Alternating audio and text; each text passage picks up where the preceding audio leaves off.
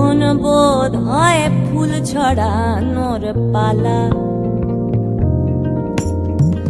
এখন বোধ হয় ফুল ছড়ানোর পালা। এতদিনে ফুল কুড়ালাম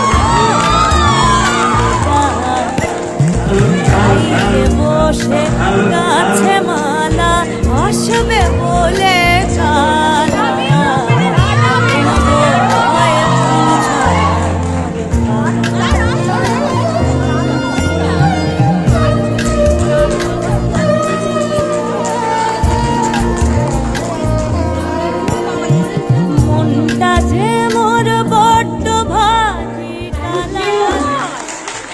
নমস্কার, আমি শীর্ষেন্দু ভট্টাচার্য এবং আমার সাথে ক্যামেরার ওপারে আত্রি।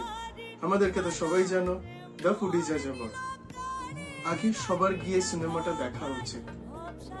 সেই সময়কার যে ক্যারেক্টারগুলো আমরা বড়দের মুখে শুনে এসেছি, বইতে পড়েছি, ইন্টারনেট ঘেটে দেখেছি, সেই ক্যারেক্টারগুলোকে এইভাবে বড় পর্দাতে তুলে এনেছেন রামকমল মুখার্জি। রুক্মিণী মৈত্র তো আছেই, সাথে যাদের কথা না বললেই নয়, কৌশিক গাঙ্গুলি, মীর আফসার আলী, যাকে অনেকদিন বাদে বড় পর্দায় দেখে সত্যি ভালো লাগলো, আরো একজন রাহুল বোস। ওনার কথা আলাদা করে কিছু বলার নেই, উনি যথেষ্ট ভালো অভিনেতা। চান্দ্রী ঘোষাল, অনেকদিন বাদে ওনাকেও দেখে খুবই ভালো লাগলো। আমি ক্যারেক্টারগুলো কে কি প্লে করছে বলছি না, কারণ সেটা প্রেক্ষাগৃহে গেলেই তোমরা সবাই দেখতে পারবে।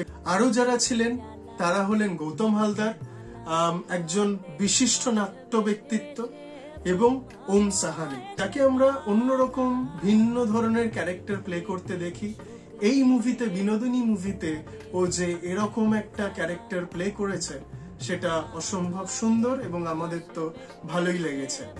বিনোদিনী মুভির যেটা সবচেয়ে আরো একটি বড় চমক, সেটা হচ্ছে সিনেমাটির গান, background score, background music. Sourendra, Soumyajyoti, তোমাদের অসংখ্য অসংখ্য ধন্যবাদ। এরকম সুন্দর মিউজিক তোমরা কম্পোজ করেছো, এত সুন্দর মিউজিক আমাদের দর্শকদের উপহার দিয়েছো। দেবের সাথে সাথে যাকে ধন্যবাদ না জানালেই নয়, সেটা হচ্ছে Pratik Chakraborty, Pramod films and assorted motion pictures, আর সাথে ডেভ ভেঞ্চার্স তো আছেই। তোমাদের অসংখ্য অসংখ্য ধন্যবাদ যে এরকম জনারের মুভি তোমরা দর্শকদের সামনে উপহার দিয়েছো। এবং আগামী দিনেও আমরা চাই এরকম বায়োগ্রাফি বাংলা সিনেমা বা বাংলা ইন্ডাস্ট্রিতে, মুভি ইন্ডাস্ট্রিতে আরো অনেক অনেক ভাবে তোমরা বা প্রডিউসাররা আমাদেরকে উপহার দিক। আমরা অপেক্ষা করে বসে থাকবো এরকম সুন্দর কন্টেন্ট, এরকম বায়োগ্রাফি যাতে বড় পর্দায় ফুটিয়ে তোলা যায়। আর প্রত্যেকটি সিনেমা হল ওনারদের কাছে এটাই রিকোয়েস্ট থাকবে, তোমরা আরো বেশি করে শো রাখো। আরো জানতে হলে সাথে থাকো, দ্য ফুডি যাযাবরের পুরো ভিডিওটা স্কিপ না করে দেখো। সেখানে রুক্মিণী আছে, আমাদের ডিরেক্টর রামকমল মুখার্জি আছে, ওনারাও কিছু বক্তব্য রেখেছেন। আর থ্যাংক ইউ রুক্মিণী, রামকমল মুখার্জি, তোমাকেও ধন্যবাদ এত সুন্দর মুভি আমাদেরকে আবার উপহার দেওয়ার জন্য। আরো একটা জিনিস, আমরা বাঙালি, সো বাংলা মুভির পাশে থাকতে হবে এন্ড বাংলা মুভিকে আরো এগিয়ে নিয়ে যেতে হবে। তাই আমাদের কিন্তু একসাথে সবাই মিলে বাংলা মুভির জন্য লড়তে হবে এবং বাংলা মুভির সাথে থাকতে হবে। Signing off, Shirshendu and Atri, tata, সবাই ভালো থেকো।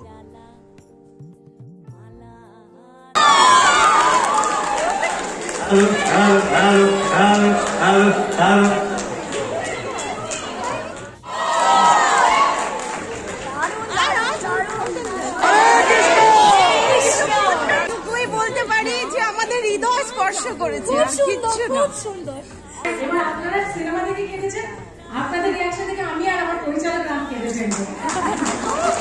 Thank you so very much. I promise, যদি বিনোদিনীর মতো ছবি সাকসেস হয়ে যায়, যদি হাউসফুল হয়ে যায়, বিনোদিনী থিয়েটারে বসে বিনোদিনী দেখা সবথেকে বড় পাওয়া। শুভ সরস্বতী পুজো সবাইকে।